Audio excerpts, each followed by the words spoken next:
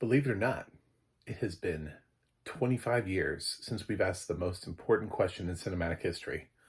What would Brian Boitano do? What's up and welcome back. I'm John Stark from ActionMovieGuy.com, your favorite blind film critic.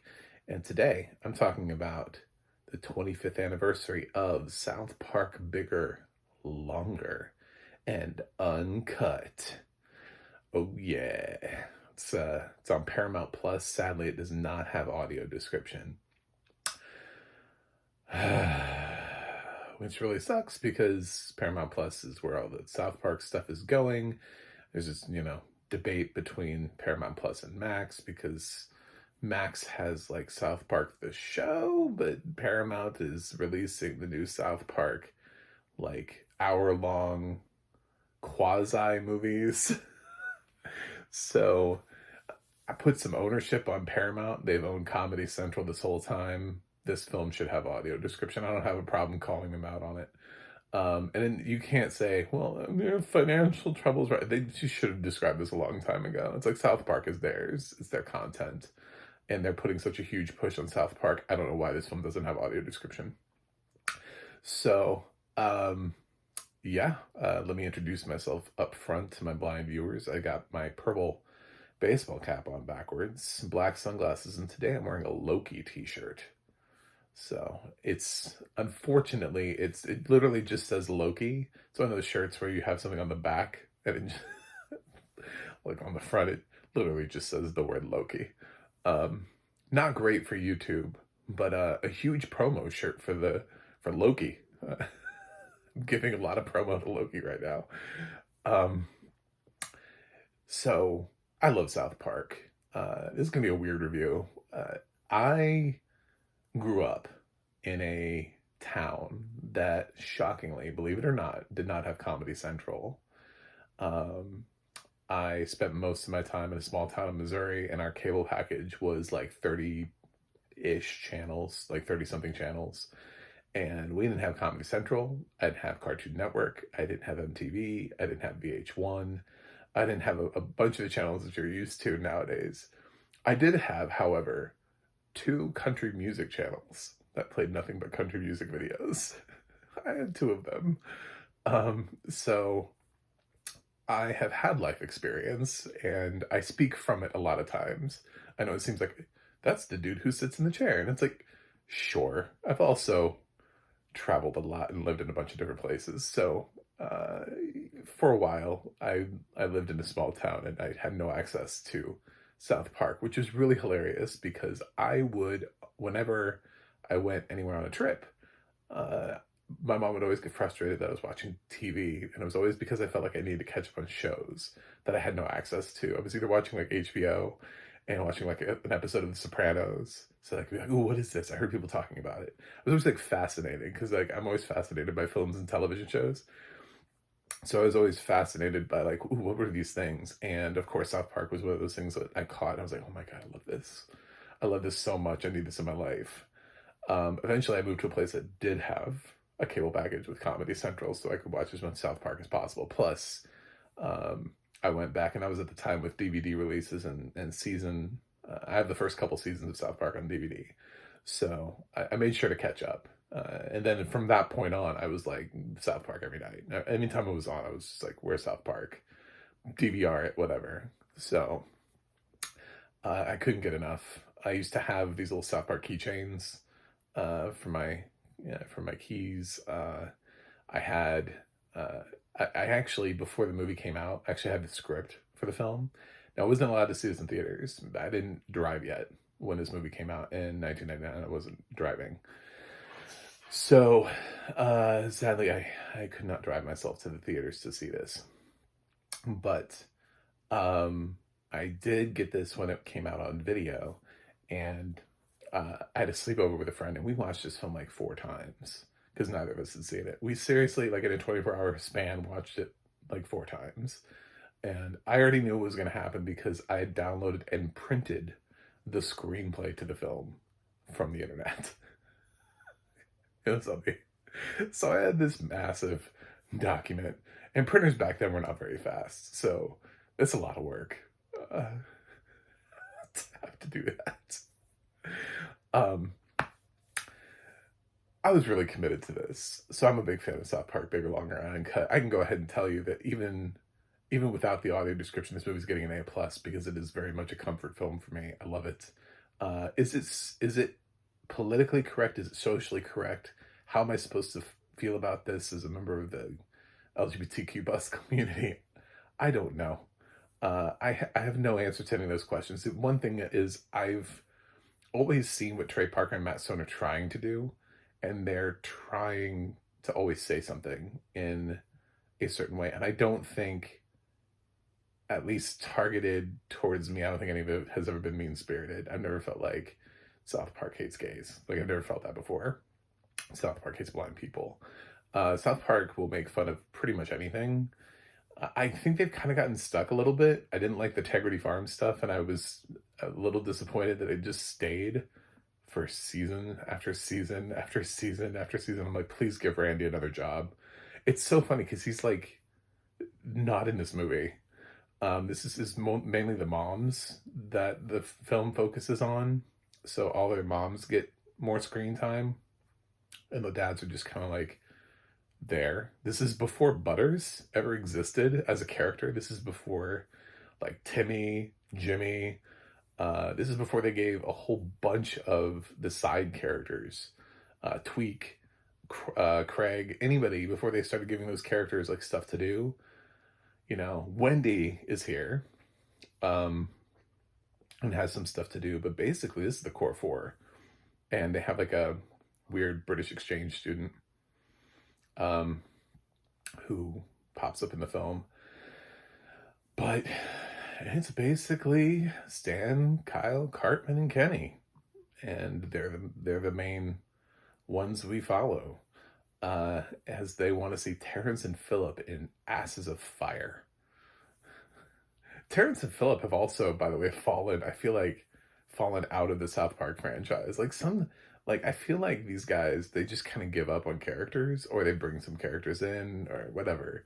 But it's interesting when you see the evolution of South Park as a franchise, because I feel like Terrence and Phillip were really big there for a while, and then they weren't anymore, and we just don't talk about them. So, but it's an R-rated film, and they can't get into it, and this whole commentary on R-rated films and how they're ruining our children, which Kyle's mom, who's a big fat bitch, she's the biggest bitch in the whole wide world, decides to take up and blame Canada for all of the trouble that's caused her quiet little mountain town. And basically the US starts war with Canada over this film, and the fact that these kids were able to see it, and it has ruined them forever. Cartman gets a chip installed him where it shocks him, and there's this whole plot line with where Kenny dies. George Clooney actually cameos in this as the doctor, voicing the doctor that tries to save Kenny and can't. And then Kenny finds out he's going to hell, and he ends up befriending Satan, who's in a relationship with Saddam Hussein. Now, mind you, this was before Saddam Hussein was dead as a human being. This is before that ever happened. This is pre 9/11, so we hadn't gone over there yet and found him and found him in the hole, you know. So this is one of those like really subversive things. It's sort of like when, because Trey Parker and Matt Stone would later do this in Team America, where they would go after another dictator that they wanted to take down in Team America with North Korea. Ironically, neither of those dictators are still alive, so they just need to make more movies about dictators. And eventually, I guess it's like bad luck when they make a movie about a dictator. Eventually, that person will die, I guess, is what we're going for. But yes, there's a lot of music in here. I love all the music. I was singing along to the songs. This was a very nerdy experience for me. I remembered like all of them. Even the songs that I had forgotten were in the movie. As soon as they started playing, I was like, oh, I know what this song is. Then I started singing it. So,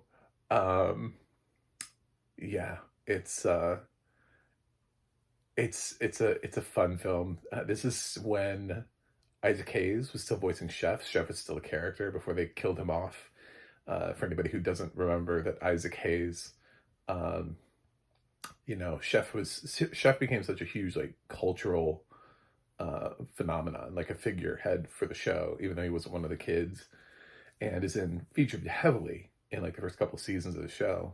And then Trey Parker and Matt Stone decided they wanted to go after Scientology, and Isaac Hayes wasn't having it, and so they wrote off his character and killed him. Uh, they killed off Chef. So, uh, and permanently killed him too. It wasn't like Kenny where he just dies every episode and is back the next day. And there was a period of time where Kenny died permanently for a while too, and that's how Butters became part of the core four. Anyway, I'm getting into the weeds here. I know way too much about South Park. What was the other note I wanted to give on this film? This film is also sort of notorious. Now, I don't know if this is true, but this is what Trey Parker and Matt Stone have always claimed, is that originally they said they submitted this to the MPAA, and the MPAA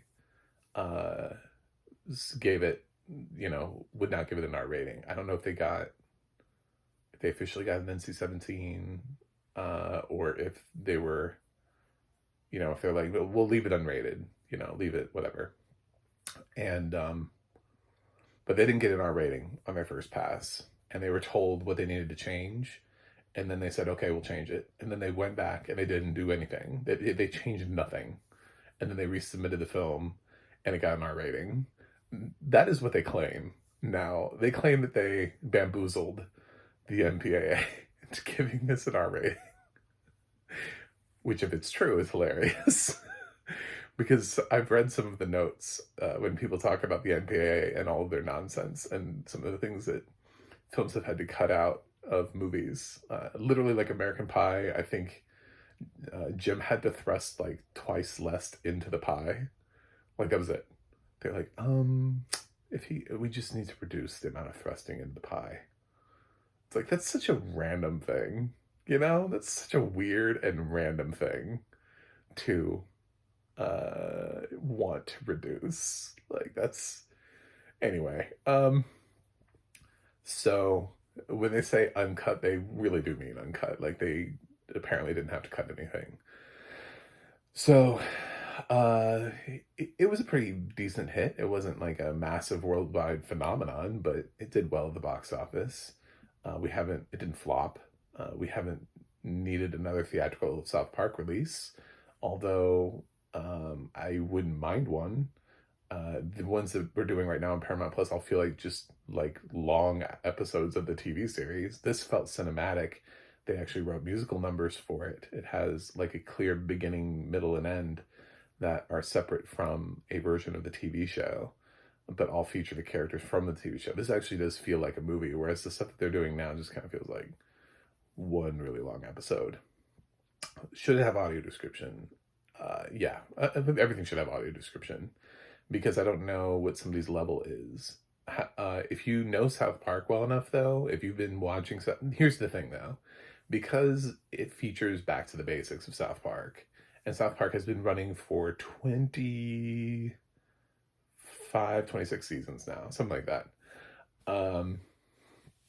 that you really don't need it as much, because you can follow all the voices. Like, all the character voices are still the same.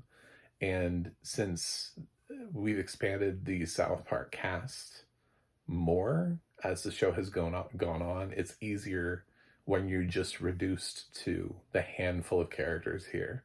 Although there are some characters that if you never watched from the beginning, you wouldn't be familiar with. Characters like Big Gay Al, who don't get featured anymore.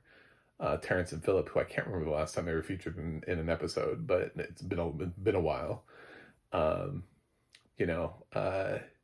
But most of the voice work is the same, so it's not like that big of a pain. It just depends on how big of a South Park fan you are. If you've never seen this before, like, if you feel like you've absorbed South Park, you should be able to follow these characters, because this is at the beginning before they've expanded the universe.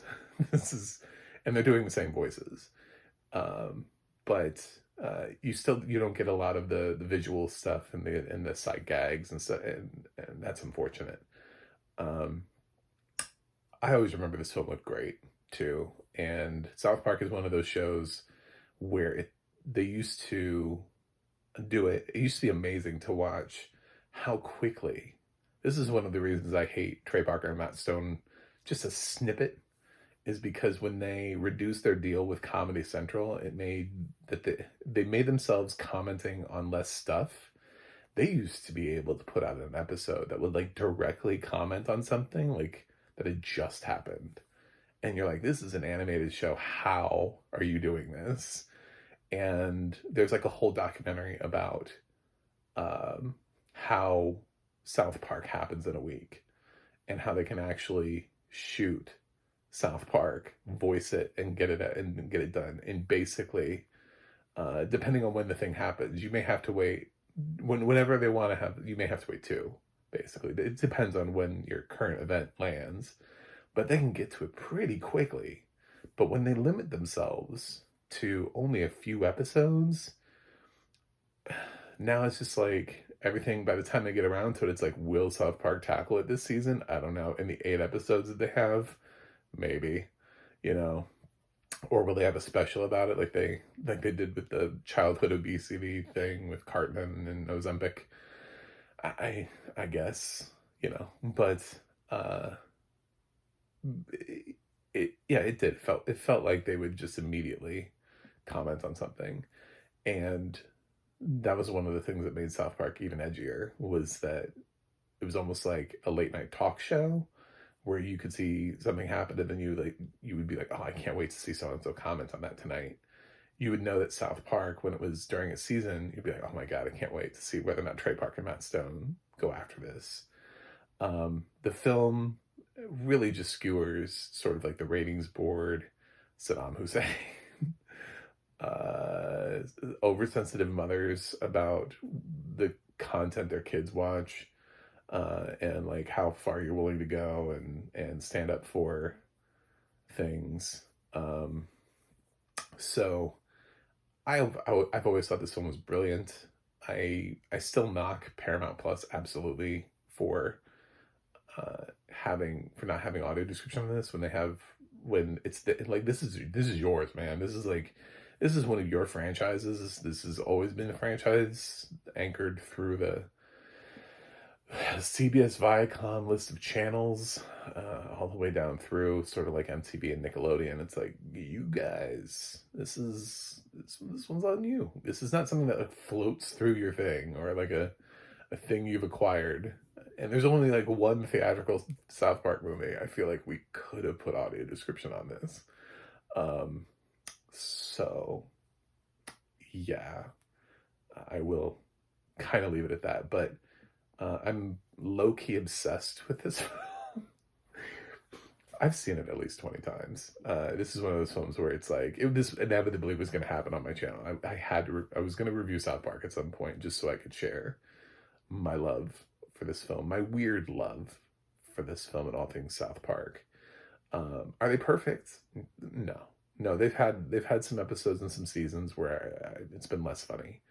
But they've also had some really iconic moments throughout the years where I'm just like, that's an excellent thing. Or I love that little time period when they were doing that stuff.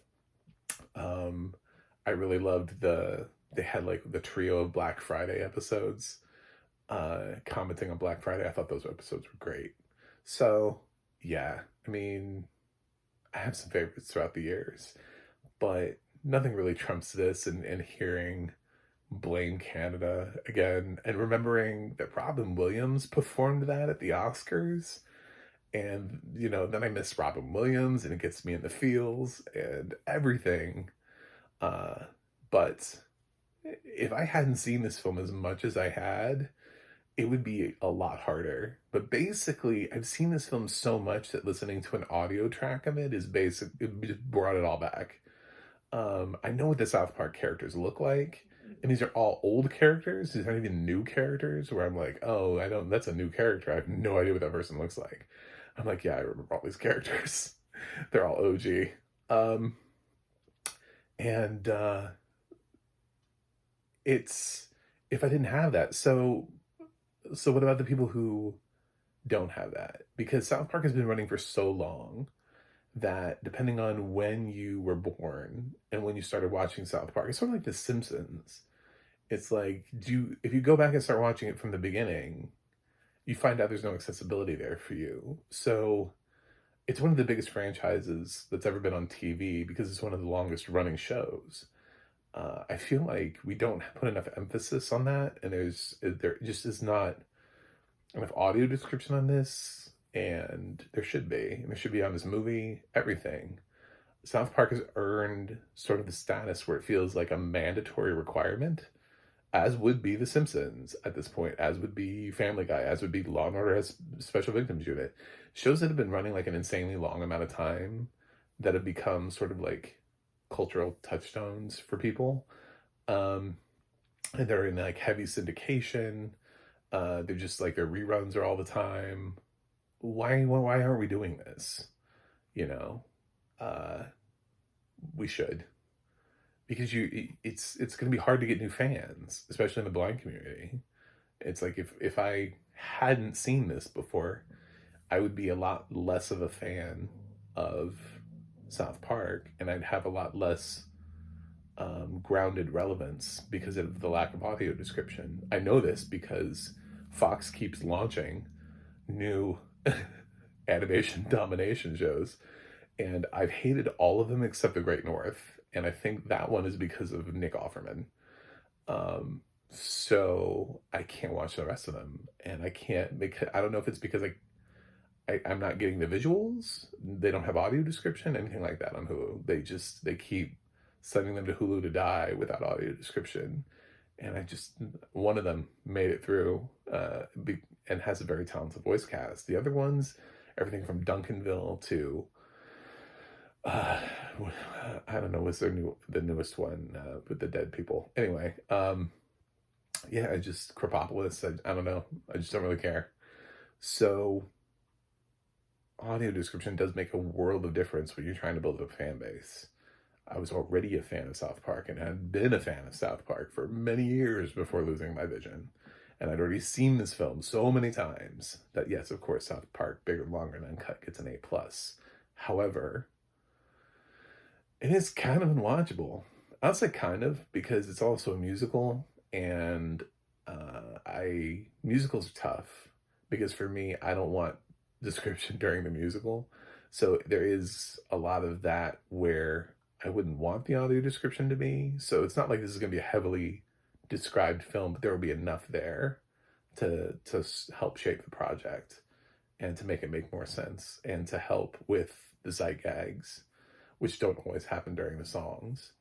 So it just kind of, I think it would fall flat if you've never seen it before. So, anyway, that's it. Thanks for watching. Thanks for subscribing. Happy 25 years to Bigger, Longer, and Uncut. And I will see you guys on the other side.